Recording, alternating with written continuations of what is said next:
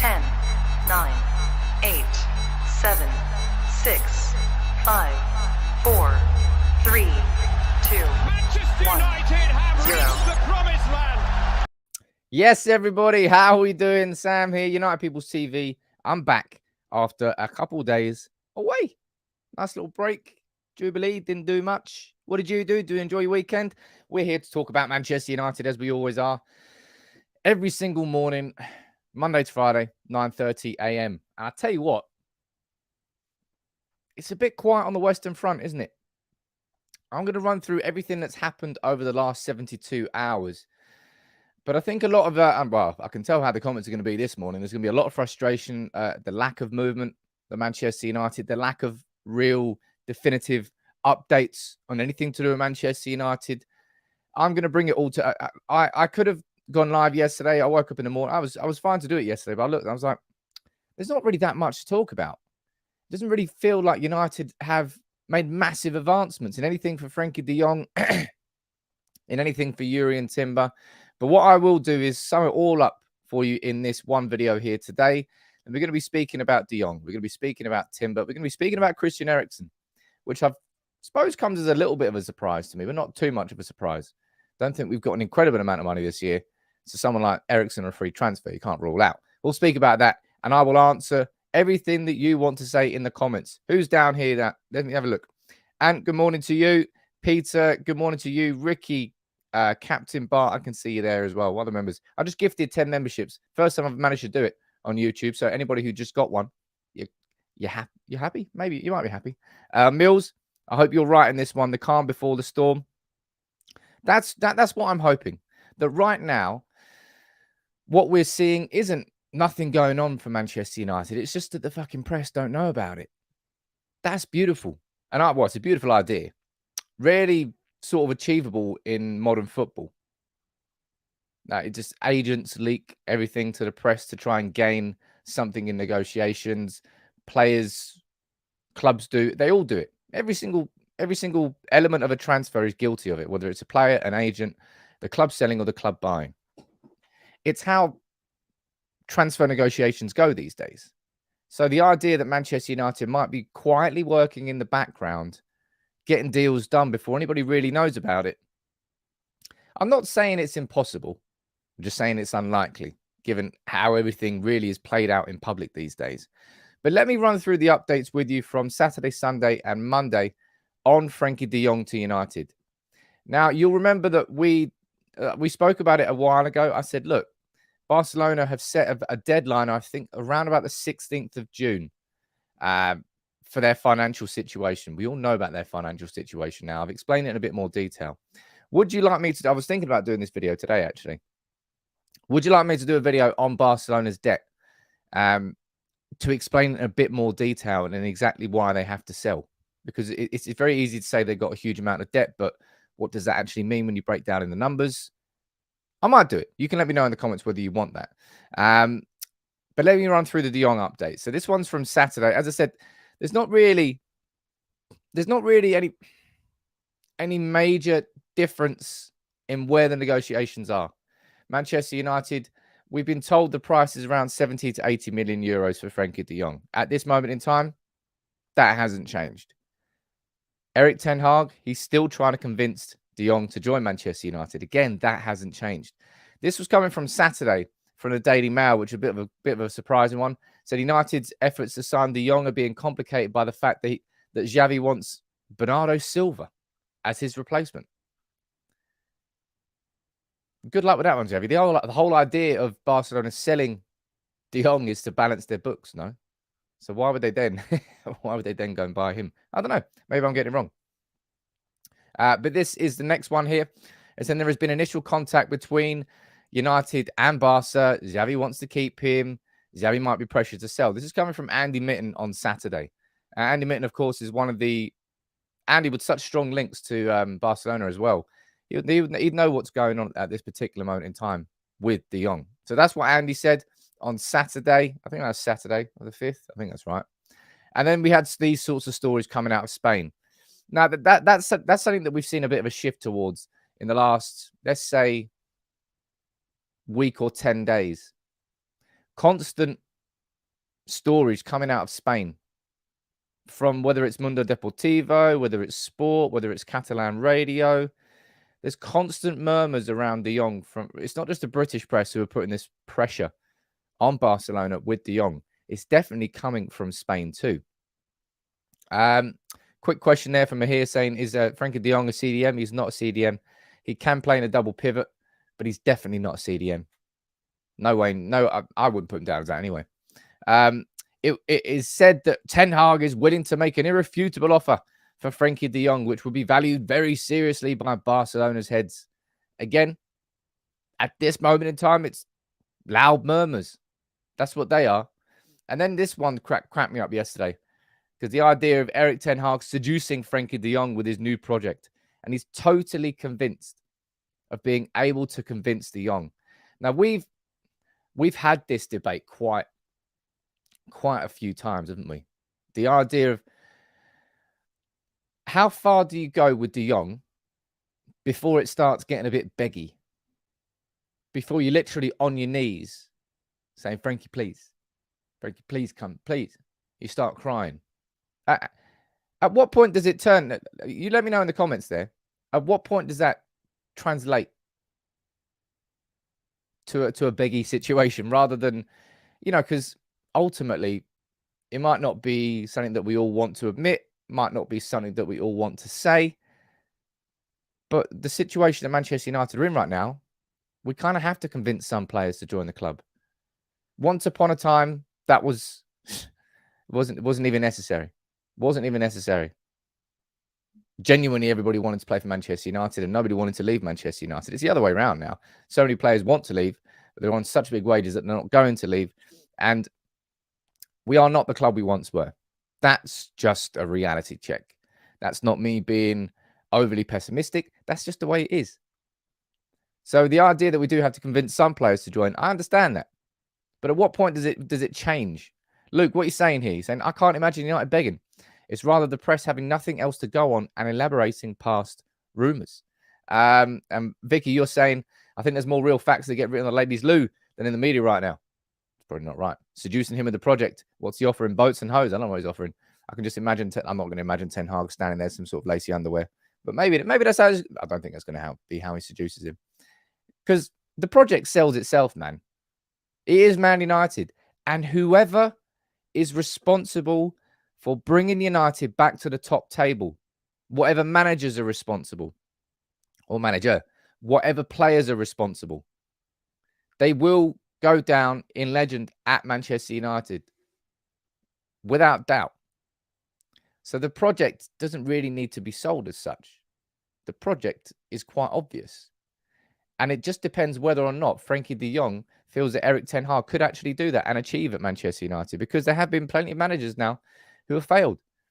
Van Gaal, Moyes, right, Mourinho, Solskjaer, Ragnick, everyone's come in and gone, and their reputation hasn't exactly massively been enhanced by the jobs that they've done at the club. I'm not saying that as a complete generalization, but I understand the idea that this is dragging out a little bit. As I've said, because this transfer completely centers around Barcelona's financial situation, it makes it a bit of a frustrating waiting game. If you've ever bought a house and you've been stuck in a chain, you've got your mortgage offer from the bank. Brilliant. You've already sold your house. Well, you have a buyer for your house. Brilliant. You found the house that you want. You've had your offer accepted. Brilliant, brilliant, brilliant. What happens? You're stuck in a chain because that person that you're buying a house from, they haven't found a house yet. So even though you're sitting there, you're ready, you've got the money, all the plans are in place, it's perfect, you can do absolutely nothing apart from sit there and wait for the person you're buying the house from to buy their replacement house. And that's pretty much the situation that we're in now with Frenkie de Jong. Manchester United, Erik Ten Hag, they're totally convinced. Clearly, at this point, I think we can say there with real conviction that United are convinced that Ten Hag can bring de Jong to Old Trafford. I don't think we would have gone this far down the line if that wasn't the case. But we're just sitting there waiting for Barcelona to either get money in from elsewhere or sell us de Jong. because I think they're the only two options they've really got. You let me know in the comments here. Do you think there's any, like, De Jong aside, do you think there's any other players genuinely that could be sold from Barcelona that could bring in the same sort of money that De Jong could? I just don't think that's the case.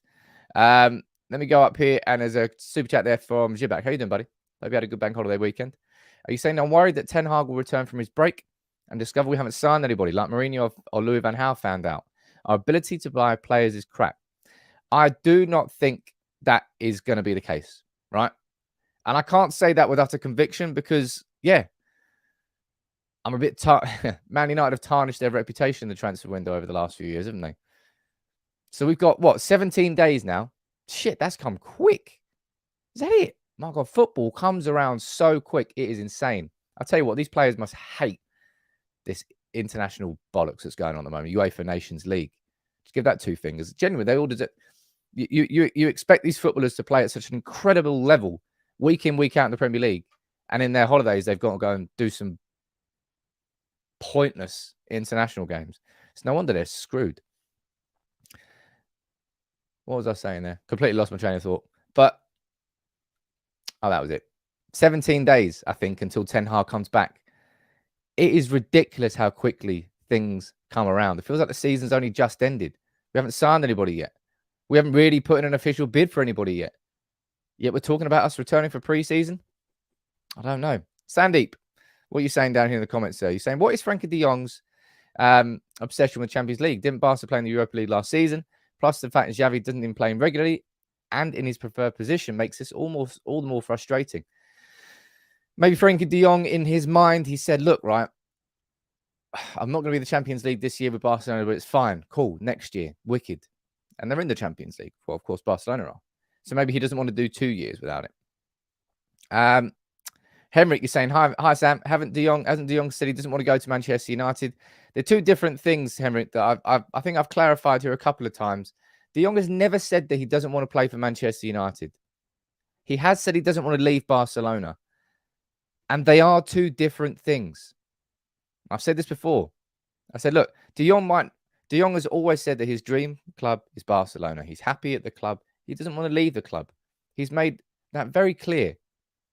But if Barcelona are forced into a situation where they need to sell him, then he will be sold. It doesn't mean that he doesn't want to play for Manchester United. It means in a dream situation, in a Disney scenario, De Jong will just probably play out the rest of his career at Barcelona and retire and get a wonderful send-off after 10 years service to the club. Disney. Reality, they're 1.3 billion in debt because the club was running to the ground off the back of spending like 130 million on Dembele, 140 million on Coutinho, all the wages they gave to Griezmann. The club was running to the ground, not Disney. So that's the situation.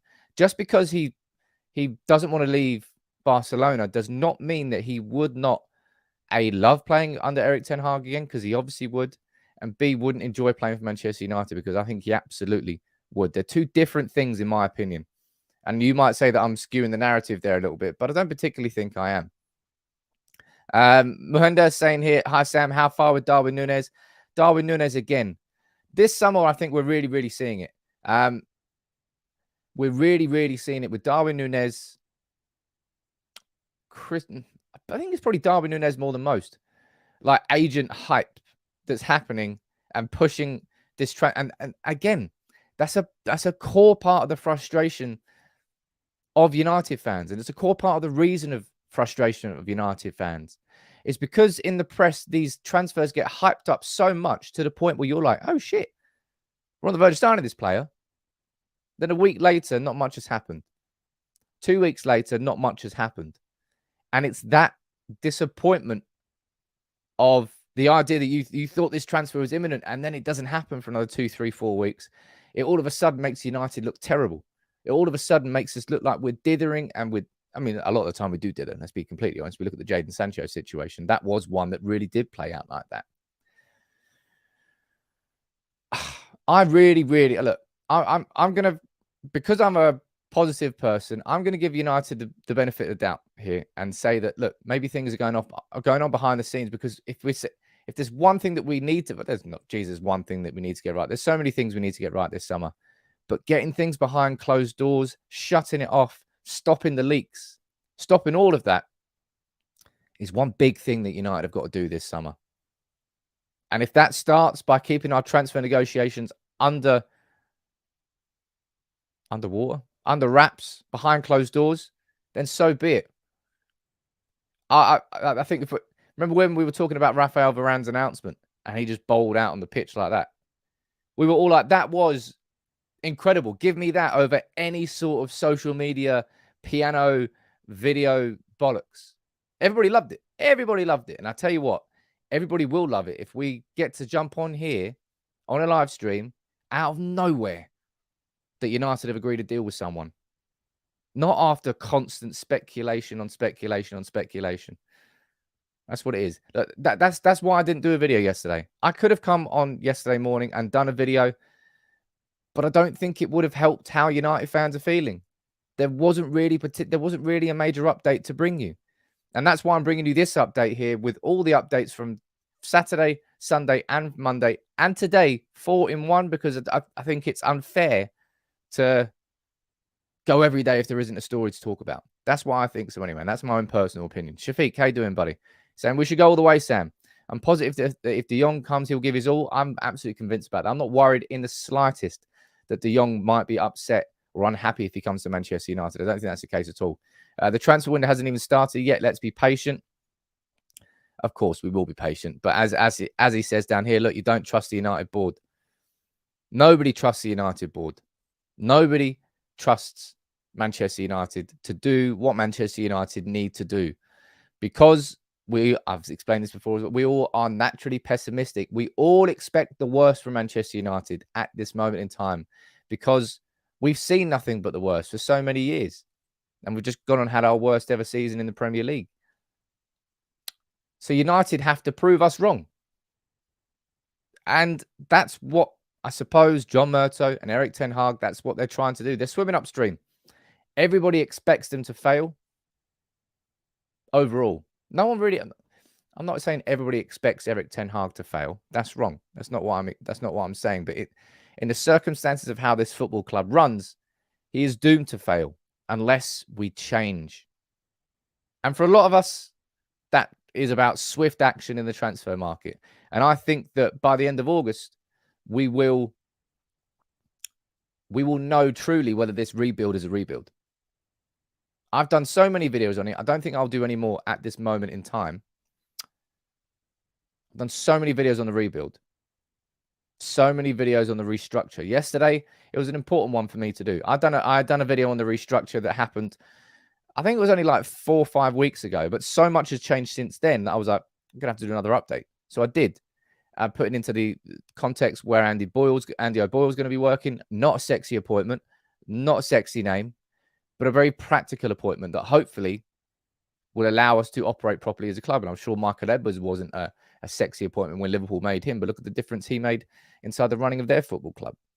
It's not always about the big names. And I know that this best-in-class idea is true. And John Murtough, still learning on the job now. Andy O'Boyle, what's he really done as a deputy football director? Not much, but he's got a lot of experience. Head of the Premier League Elite Performance, got a master's degree. I'm not sure in what but he's a very educated man. So I'm just hoping. As I said, at this point in time, it's hope. I've got a renewed hope that things will change this summer. Unfortunately for us, we haven't signed a player yet. But I'll tell you what, who else has? City, they've got Haaland. What about Liverpool? I mean, it looks like Mane's going to be leaving there. Salah's still not signed the contract. What's going on there? Genuinely, I'd like you to tell me in the comments. I'm not trying to sit here defending, but what have been the other big movements inside the top 6 in the Premier League so far? Chelsea, I don't think they've signed anybody yet. They've obviously got Todd Boyle and as their new owners. Arsenal, don't really care what Arsenal do. Spurs, they've got 150 million, but they haven't signed anybody yet. I don't think anybody really too much has happened. Look, Aston Villa, yeah, cool. Aston Villa have done some great movement. I don't give a shit what Aston Villa do, right? They can go and be mid-table all they want. They can sign whoever they want, of course, easy. Spurs sign Perisic on a free. Cool. That's not a transfer that absolutely changes the world, does it? Oh, James Milner signed a new contract. Now, that is exciting. Liverpool got Fabinho Carvalho, the Fulham player. That was from a long time ago. That was already agreed in January.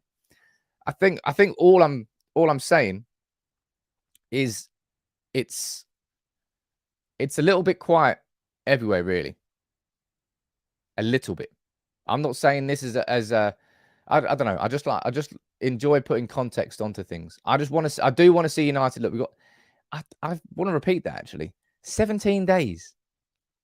17 days until Erik Ten Hag comes back to the club for pre-season. Just over 2 weeks. You know, I really have got to start acting swiftly, don't we? Because we keep talking about, I mean, we've talked so much about De Jong, but he's not the only one that we're linked with, is he? We go over here. This is what Andy Mitten again said on Saturday. He said, look, Manchester United admire players like Jurrien Timber and Darwin Nunez, but much of the talk is being driven by agents at the present. That's true. That's absolutely true. I think so anyway. That's the way it seems at this particular moment in time. That the agents are controlling the agents control the press, man. It's crazy. That's what has made Fabrizio Romano into the man he is today. He's clearly got the most incredible work ethic, but Fabrizio Romano is the mouthpiece for agents all across the world now. They know that if they want to get a story out and they want to get it in a certain way, they can get it out through Fabrizio Romano and it will get heard and it will change the narrative and it will potentially steer things in their direction. Sam, Zabir, I'm going to read some of your questions down here in the comments, right? Zabir, you're saying, what do you think about De Ligt? He's had some interesting comments recently. I don't think De Ligt is going to be coming to Manchester United. I don't want to give any fire to that one whatsoever. That's me personally. Steph, what are you saying? I'm confused why Ten Hag wants Nunez. Zero technical abilities, can't even play back to goal or link up.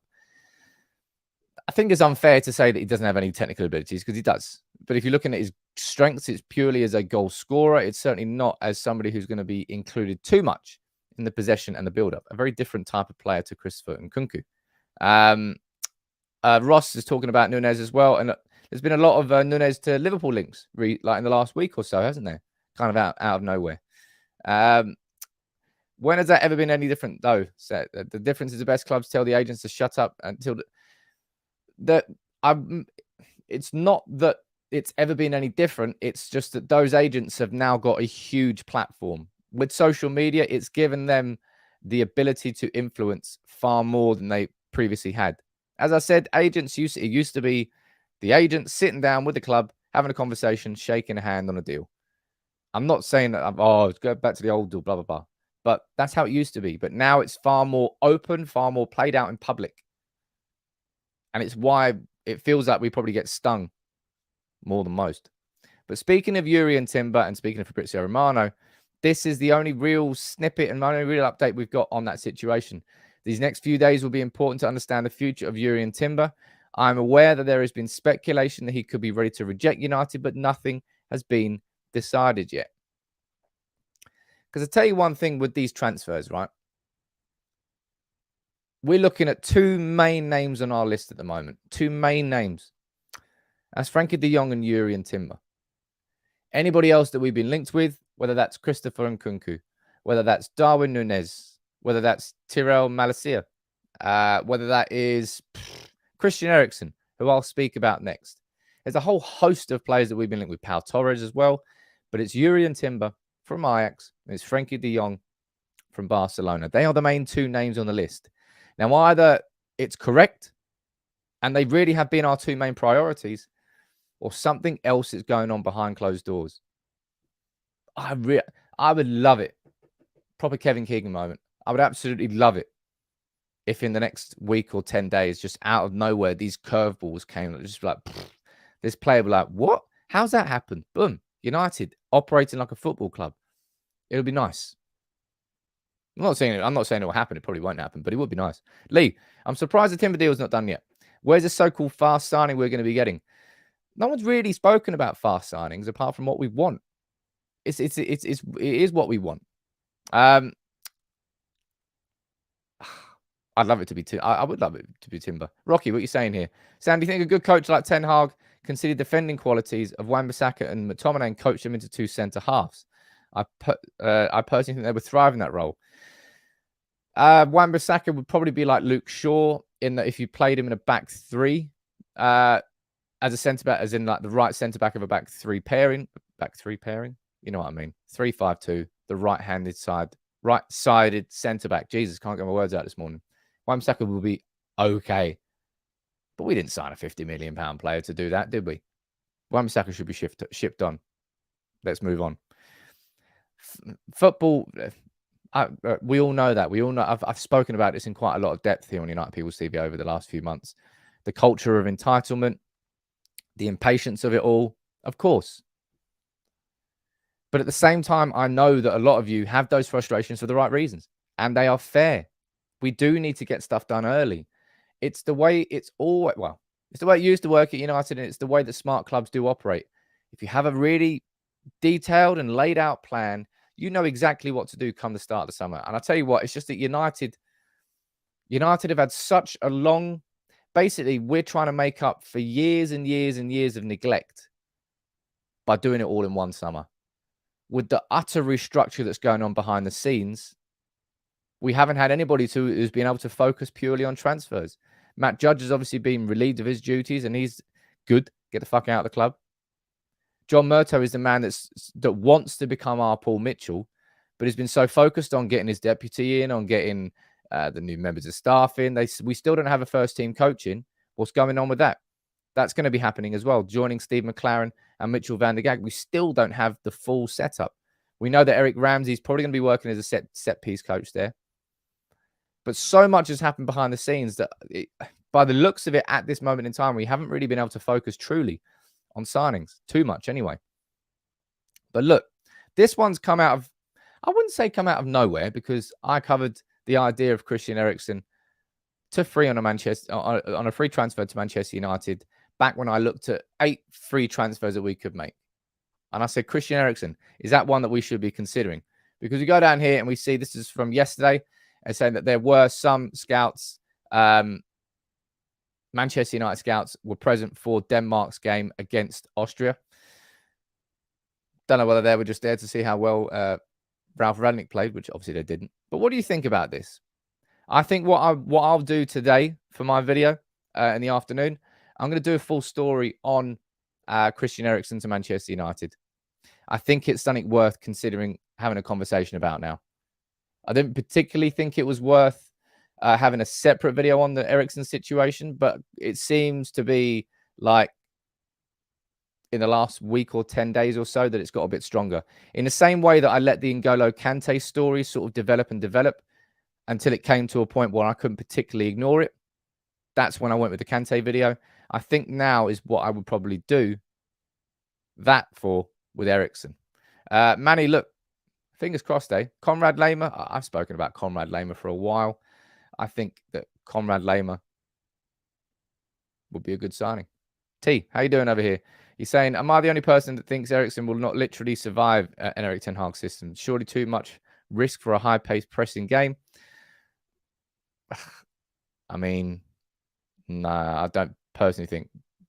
No, I don't personally think so whatsoever. JMN, no podcast this week. Correct, no podcast this week. As I said, I just took a bit of a break. It's been a pretty exhausting few weeks. So I took a couple of days off. And again, there's no fucking talking point. There was nothing to talk about yesterday. So I didn't do one. He's too old for us. Again, leave him alone. He can't play 30 games a season. No, but I wanted him when he was younger. Could have been scouting Lehmer. Christian Eriksen is not what United need. I don't particularly think, I think we all agree with that. Christian Eriksen is not what Manchester United need. Josh, you're saying that we shouldn't be going anywhere near him. I don't know. The Eriksen one on paper, I think it's easy to see where the pros are. 30-year-old, he's an elite level footballer. He really is. His set piece delivery is fantastic. We saw it in the Brentford United game. He can still whip in a wicked cross. But yeah, he's not particularly going to be part of a high pressing system. I don't particularly think so. But again, at the same time, losing the amount of players we've lost, is someone like Christian Eriksen on a free transfer at the age of 30 Could he do a job for a couple of years and tie us over if in a summer where I think we're going to have to be smart with our budget? I can see pros and I can see cons to the Eriksen situation. That's why I'm going to do a video, a full story look at the Eriksen scenario. I don't think you can, out of hand, ignore it and dismiss it as complete and utter bullshit, and there's no point in having a conversation. And at the same time, I don't think you can say with any real confidence that we should 100% be signing him. I think there's a bit of a debate to be had. That's why I'll do a video on him. Luke, you're saying, look, Eriksen's quality. It'd be easy to be a good squad player that can make a difference in games. And Matt, yeah, we do have a lot of talent in our youth team, but as we all know from the class of 92, the class of 92 would not have been the class of 92 had we not had Roy Keane, Steve Bruce, Eric Cantona, in and around them. It's all about blending experience and youth. It's not just about chucking all the young players in, doing that and going, let's hope it works out. It has to be balanced. Yeah, I don't think the idea of Eriksen can be dismissed. And that's why I'll do a video on it this afternoon. Let me go down here and read a few more of your comments here. Felix saying, look, Ronaldo's 37. Eriksen's 13. Wake up. We need mature players to lead the boys. If we're talking about mature players, we've got Rafael Varane in that team. We've got David De Gea. I mean, technically, Harry Maguire's mature, but we've obviously lost Matic. We've lost Mata. Don't know who we've got in that midfield now who's experienced. McTominay is like, I think he's quite experienced. He's like 25. Bruno, technically put him down as experience, but he's got to learn a lot himself. Ronaldo, of course. Yeah, we're losing quite a lot of experiences this year. Anyway, I'm definitely doing that video on Eriksen. I think it's a real talking point that's very interesting because it's just such a... No one knows what to expect this summer. We all know what we want. We want 2 central midfielders, 1 versatile forward, and a centre-back. Well, that's what I want anyway. Some of you might want us to get a full-back. Don't know whether we are or not. But I'll tell you one player we're not going to be getting by the looks of it. And this is quite disappointing. Already in Tchouaméni. If we're talking about best in class, if we're talking about Man United going back to the top table, I'm very surprised that we weren't, or maybe we just knew that we weren't going to get him. Maybe it was a case of not admitting defeat, but yeah, basically admitting defeat straight away and not wasting our time trying to sign a player who we were never going to sign. And I suppose you could put Eduardo Camavinga in that category as well, because there was never any chance of him signing for us. He was always going Real Madrid, and we weren't particularly in for him, even though he was very cheap by comparison. But Fabrizio here saying that Real Madrid are getting closer to signing Jurrien Timber. Negotiations will continue. Real Madrid are now increasingly confident that he will join after agreeing verbally on personal terms. I would love Tchouaméni United, but I don't think that's realistic now, so I won't do a video on it. Another one anyway. Warren, if United got De Jong, who will be the backup to him? No one can control the game like De Jong, and the closest would be Eriksen. In that position, yeah, I suppose Eriksen would be a decent alternative to De Jong. Bruno is somebody who operates better, certainly further up the pitch. Donny van der Beek is somebody who, again, operates better when he's closer towards the opposition's box than his own box. Scott McTominay is not that deeper lying playmaker. Fred is not that deeper lying playmaker. He plays better going further forward. I don't know. I really, really don't know. Sam, you're saying, are there any plans to sign a right back? Because Wan-Bissaka must be sold. I don't personally think that we're going to be spending money on a fullback this summer. I think we're going to maybe see the likes of Ethan Laird come back into the squad after his loan spells at Swansea and Bournemouth. Jed Spence was the one that I looked at from Nottingham Forest. He was on loan from Middlesbrough, but I think Middlesbrough are going to be selling him. Don't know whether we're going to be in for him or not. I think Spurs are getting linked with him. Brandon Williams is coming back on off loan from Norwich City. And Alvaro Fernandez is hopefully going to be, not obviously, but hopefully going to be promoted into being a first-team squad player next year to work underneath Luke Shaw. Lots of you are mentioning Garner in the comments there, saying that he could be a backup to De Jong. Again, Garner is somebody who's slightly better. His better performances have come when he's been playing forward on the aggressive foot rather than a deeper lying playmaker. Some of you mentioning Delo down there. Ah, man, I wish I had any idea what was going to happen this summer. I'll tell you what else I didn't expect to happen. This. I think, by the looks of it, this is Manchester United setting up a Twitter account for Erik Ten Hag, verified there. Got that little badge next to it. I think that is the verified badge, isn't it? This account is verified. Yeah, there you go. So Erik ten Hag has a Twitter account. I don't expect that we're going to be seeing Erik ten Hag holding any spaces on Twitter or interacting anytime soon. I think that's simply there to be a stopper for anybody else trying to impersonate him anyway. So obviously he's not following anybody, but as soon as he follows me, and obviously United people still be the first person that Erik ten Hag follows. I mean, why wouldn't he? I'll get a conversation with him. But I think that's just a way of United trying to get ahead of it, ahead of anything that might happen with anybody trying to start a Twitter account and impersonate Erik ten Hag. I'll tell you what, in the idea that none of us really genuinely know what's going to happen this summer, not with the signings we're going to be making, Jesus, not even with the players we're going to be selling, in one of probably the most predictable transfers that could have happened this summer, and that's this. Nemanja Matic joining AS Roma and being reunited with, of course, Jose Mourinho. Again, full agreement reached. It's going to be done. That just made me laugh. I saw that, and it absolutely made me laugh. Jeez, Mourinho loves Matic. My word. That's the third time we signed him now. Don't know. Is it second or third time? Jeez. De Jong is a waste. I don't particularly think that is there. Yeah, I know that. Tchouaméni, you're looking at in the region of around about 80 million euros. And again, I think it's a case of Tchouaméni wanted Real Madrid. In the same way that if Frenkie de Jong wanted to join another club, then United probably wouldn't be in for him. But the fact that he doesn't want to leave Barcelona does not mean that he won't want to play for Manchester United. That's why I think so anyway. And what you're saying here, you're saying the Glazers clearly lied to Ralph about everything. Can we really say they haven't lied to Erik too? Promised him the earth and then found some underhanded way to... Of course, there's every chance that they've done that. But I can't make any assumptions like that. And I won't make any assumptions like that until what I see happen in this transfer market. And I won't go into this transfer market with this utterly negative idea of just... It's a different way of approach. You can approach the news however you want to see it. News is interpreted, right? You can look at one story and think of a completely different way to absorb that news as to the way I would absorb that news. You're entitled to do whatever you want. But I'm not going to be going into this summer thinking, Erik ten Hag, he's absolutely fucked. United, we're screwed. The Glazers are just lying. There's no chance he's going to succeed. We're doomed to failure. Doom, doom, doom. Gloom, gloom, gloom. You can do that if you want.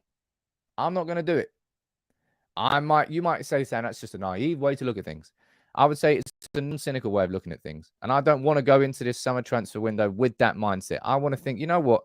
United are going to change. At some point, United will change. Ultimately, we know that's really only going to ever happen when the Glazers don't own the club. We all know that. Jesus, you don't have to tell me that. I just hope that we haven't done that with Erik ten Hag. And at this point, it's hope. As I said, we're all talking about assumptions here. We're talking about hope. We're talking about X, Y, Z. Until we start seeing some actual activity from United, these sorts of murmurs and whispers and grumblings, they're all going to exist. Don't really like it, but that's what happens in the summer transfer window. I'll tell you what isn't going to happen in this summer transfer window, according to Luke Edwards from The Telegraph. That is the fact that Dean Henderson is not going to be leaving. Well, not going to be joining Newcastle United. I don't really know what we're going to do with Dean Henderson now. I'll be completely honest. We can't keep him at the club. Dean Henderson has to leave Manchester United this summer. We can't keep him happy. There's no way that Dean goes through another season with a big smile on his face. He probably didn't have a smile on his face last year. There's no way we can keep him at the club and him just sit there on the bench. I don't think so anyway. You might disagree and say that Erik ten Hag will be able to keep him happy, but realistically, you can't. That's why Sergio Romero was the ultimate number 2 at United. He really was a player, a real quality who never spoke out of line. Every time he played, you're like, this guy's like the best number 2 ever. And he did it the whole way through. Dean Henderson, He's been pissed off since he signed that contract, since David De Gea became our number one again. We will not be able to keep him happy. And look, that's a good comment there from Days, which I absolutely... United have got to start being able to sell players correctly and getting money for them. Liverpool with Coutinho is a perfect example. I fucking hate using them as a perfect example, but it's a perfect example. Selling a player at the peak of their powers, at the peak of their price, and then reinvesting that money elsewhere. And all of a sudden, it looks like they've sold their best player. But no, they've just invested that money elsewhere, and they built a title-winning team out of it. I'm not saying Dean Henderson is the same category as that, but United have been crap at selling players. Dan James is like the 6th most expensive player we've ever sold. Dean Henderson, we should be able to get in the region of 20 to 40 million for him. You might think, Sam, that's outrageous, but given his age, Premier League, Manchester United, no, I don't think that is outrageous at all. I think in the context of the market, I think that'll be a fair price for him. And if he's not going to be happy at the club, he's not going to become our number one at the club, sell him. We probably can't, though, because we've given him a bumper new contract with big wages the clubs now don't want to agree to. It's almost like we hadn't learned. I hope that has to stop. Our contract madnesses that we've done over the last 5 years or so. From Marcus Rojo is always one that sticks out in my mind. That was just stark raving bonkers. Erik Bailly, another one, pure madness. Jesse Lingard got huge wages too. Dean Henderson is another one there. Andreas Pereira, I think, is one. Anthony Martial, that's another one. Jeez, man. Just an outrageous amount of money that we've spent on ridiculous. Sold Beckham for, is it 25 mil we sold him for? Jeez. That's... I can't remember how good or bad that was at the time. Romero could be our next number one. I don't think he could. Sub, you're saying, will the wage structure be damaged and internal disagreements over De Jong if he's offered a leadership role? I don't think so at all. And if you, honestly, if you don't, and I don't know whether you're being sarcastic there in the comments, if you don't understand why De Jong wouldn't, sorry, I need to rephrase that. It's fucking Manchester United, people. I know we are shit at the moment. I know we have been. But we are still one of the biggest clubs in the world. We've still got one of the most nostalgic and romantic stadiums that any player could play in. Guarantee you, all of them at one point when they were a kid, they dreamed of playing in that stadium. We might not be the club we once were, but don't try and sell us as some sort of washed up entity. Come on, people. What are you doing? Like, genuinely, if you believe that, fair enough, man. But you're so utterly wrong. Any players actually offered for at the moment? Not at this particular moment in time. Chris, what are you saying, sir? Not long ago, Ten Hag wanted Henderson at Ajax. Maybe they had a conversation. Even if they've had a conversation, the conversation is very short. Am I your number one the next year? Yes. I'll stay. No, I'm gone. And we all know the answer is not yes. So it's a very easy conversation. Phil Jones hurts my chest. Phil Jones hurts my head. Just Phil Jones. What else is going on down here? Lily saying, what happened yesterday? I just had a nice little break. Nice little break from the... As I said, because I feel like I've got a level of integrity with the work that I do, and I maintain that, and it's quite important to me. I'm not just going to jump on a stream if there really was nothing to talk about. And there really was nothing to talk about. Today, this stream, I've kind of summed all those updates up into one video for you. And it's nice to come down here and have a conversation. I love interacting with you in the comments. I love answering your questions and making it a genuinely interactive show. I'll tell you one thing that happened yesterday, which I mean, it's not just yesterday it happened, but this. Radnik, I tell you what, he's got off to a very decent start. Very decent start with Austria. 3-0 winners over Croatia. They lost 2-1 narrowly to Denmark yesterday. But if you take a look down this article and you just read the words from Daniel Alaba, a player who has worked with Radnik for a long, long time, and he sort of explains the impact that he's had so far. He says, look, he has been really good. You can see we have a really good plan, and you can see how it works for us on the pitch. He doesn't want to let the opponents breathe air. It is good for us. I've known Ralph since I was 18 years old, and he is a world-class coach. What he did in the past is something special. He showed what he can do at Leipzig, Salzburg, and Hoffenheim. He didn't have a lot of time in Manchester. He has a really good plan and knows a lot about football. And I tell you what, if you've seen any photos, if you've seen anything, this one here, this is Ralph, of course, sitting with Lars Kornetka. Who else he sat with? Robert Aymar, the two coaches I think he wanted at Manchester United, the two coaches that he didn't get at Manchester United. He's hit the ground running there with Austria. And the big thing that's been reported there by The Athletic is the fact that every single player is buying into that Ralph system. Every single player is playing the exact way that he's asking them to. And the players at United did not fucking do that. Grassroots saying Ralph's doing really well up until the Atletico game. I think that the point for me where it all changed with Ralph was those 3 games. I think it was Middlesbrough, Southampton and Burnley in January-ish time. We had 72 shots, got knocked out of the FA Cup to Middlesbrough. 72 shots and 3 goals we had. We were creating chances for fun. So many goal-scoring opportunities, and we couldn't finish our dinner. The finishing was so poor. And at that point, we went into the Atletico game, and obviously Elanga got that goal away from home in a game where we were largely dominated, and then at home, we know what happened. Look, I think Ralph's going to do a very decent job out there. I'll tell you what, he's almost seen as some sort of godlike manager out there because of the work he's done with Leipzig, because of the work he's done with Salzburg. Ralf Rangnick's reputation out there has not been even in any way, shape or form touched by what happened at Manchester United. And genuinely, if you think Ralph is a terrible coach, that's cool. You can be entitled to your opinion. I think he was the latest victim of the mess of Manchester United. And I hope he's the last one. I think Jose Mourinho was also part of that. But Mourinho's got such an antagonistic nature that he creates those sorts of conditions at clubs that don't even have those conditions, let alone clubs that already have those pre-existing conditions. Every manager at United post-Fergie has been, apart from Moyes, who was just an absolute abomination. I'll be honest, it was a poison chalice. And he was never going to succeed in that job. I'm going to watch closely how Ralph gets on at Austria just because I'm curious. Nothing more. I don't want to be proven correct. I'm not here being smarmy. I'm not here saying, look at me, look how right I was. I don't want that.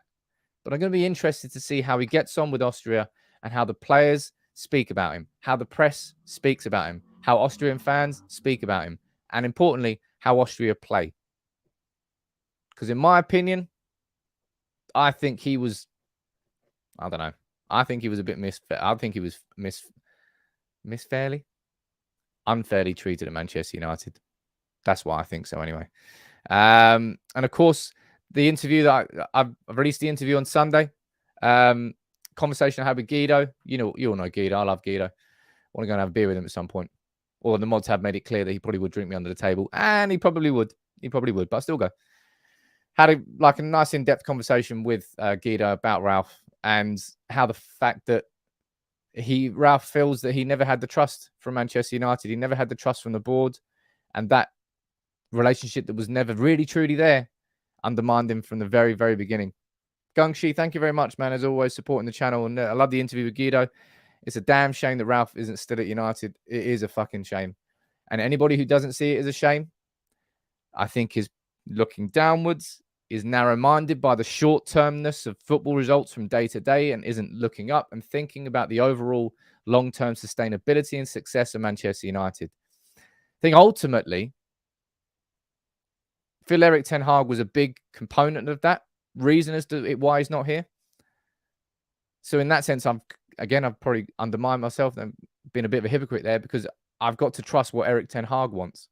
But I do think that we've lost a good man there. And Ross, yeah, that did put a smile on my face. That Ralph, I don't know, some way, shape or form, maybe Guido showed him, but I'd love to get Ralph at some point in the future. That'll be not a dream interview, but that'll be a fantastic interview. I'd love to get just an honest conversation with Ralf Rangnick. I think would be a brilliant video to get. It doesn't strike me as a man who's going to be dishing out dirt. And I'll tell you what, United I think Mourinho and Van Gaal both signed NDA agreements when they got sacked. Don't know whether it's the same thing with him.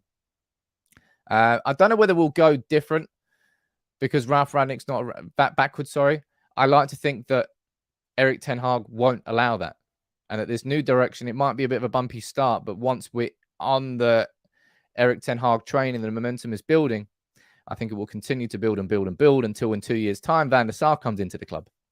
Fingers crossed. Anyway, Pre saying Ralph was not brilliant off the pitch, but on the pitch, sorry, it was brilliant off the pitch. Hey, look, man. So many of us so many of you in the comments sort of agree with me. We're just going to have to sort of shrug our shoulders about the Rangnick situation and say it was another example of the club. Well, I hope it's the last example of the club's misgivings, shall we say. But we need to see that, of course, in the transfer market. I've ran through all the updates there this morning for you. Everything on Frenkie de Jong that was coming out of Spain over the last 72 hours. Everything on Jurrien Timber. They're clearly the two main targets for United, but still we're not getting it. Even though Ten Hag, as you can see down here, is convinced with the De Jong deal, nothing's happened yet. Also, speaking of nothing happening yet, quickly to finish it here, Mo, on Telegram, you won the 250 quid on Friday. You haven't got in contact with me yet. And as I said, you've got 1 week to get in contact with me. And I'm only going to be announcing the winner here on the live stream here because I don't want the winner of that £250 to just be somebody who joined the Telegram community and then has no intention of ever being an active member of the community. So Mo, I've already tagged you on Telegram. If you get in contact with me, the money's yours. If it's not, I'm going to do a redraw on Friday. And therefore, it'll all be to play for again. As I said, I don't want the £250 giveaway. My thank you to all of you for helping build the community to just go to somebody who randomly joined the community and has no point, had no intention of becoming an active member of the community. Sam, won't it be funny if every player that Ralph threw Ralph under the bus are all gone within 2 years? I hope they all are, man. I hope they all are. United's board were crazy to let Rangnick go. Transfers would have been done with proper supervision. Abby, as I said, I think it's definitely part of the board letting him go, and I think definitely Ten Hag played a role in it as well. But look, I'll wrap this up for today. My video that's going to rewind. The video that's going to go out at lunchtime is going to be on Christian Eriksen, the full story about him and Manchester United, because I think there's pros and cons, and we have to have a debate about it. So make sure you check that one out. I'll be back tomorrow morning, as I always am. If you want to hit me up on Telegram, on Instagram, on Twitter. My DMs are always open. Until next time, see you soon. It's good to be back.